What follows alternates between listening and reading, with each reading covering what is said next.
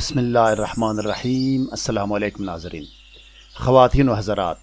19 سال اور 15 سال پہلے بیروت لبنان سے لکھی گئی 2 پرانی کتابوں میں درج آیات کفایات اور ان کی خاصیت اور اعمال پیش کیے جا رہے ہیں۔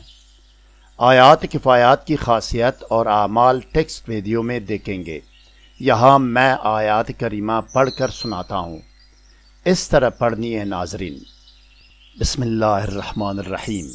وکفیٰ باللہ ولیا وکفیٰ باللہ نصیرا وکفیٰ باللہ علیما وکفیٰ باللہ شہیدا وکفیٰ باللہ وکیلا وکفیٰ باللہ حسیبا۔ اسکالر ٹی وی حق اور حقیقت، سچ اور سچائی کی تلاش میں سرگرم عمل ہے ناظرین۔ میں جو بھی بات کرتا ہوں اس کا ثبوت آپ کو دکھانا میرا فرض اولین ہے۔ میں بغیر ثبوت کے ہوائی بات نہیں کرتا۔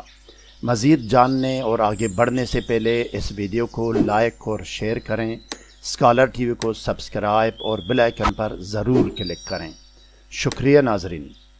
ناظرین گرامی، اس ویڈیو کے بننے میں کم سے کم 11 سافٹ ویئرز استعمال ہوئے ہیں۔ اگر آپ کو ویڈیو یقیناً اچھی لگی تو دل بڑا کر کے ویڈیو کو لائک اور چینل کو سبسکرائب اور بیل آئیکن پر ضرور کلک کیجیے گا۔ اب آپ اسکرین پر دیکھیں ناظرین، پہلی کتاب آپ کے سامنے ہے۔ ریڈ لائن کے اندر عمل کی نشاندہی کی گئی ہے۔ عربی متن صاف نظر آ رہا ہے آپ کو۔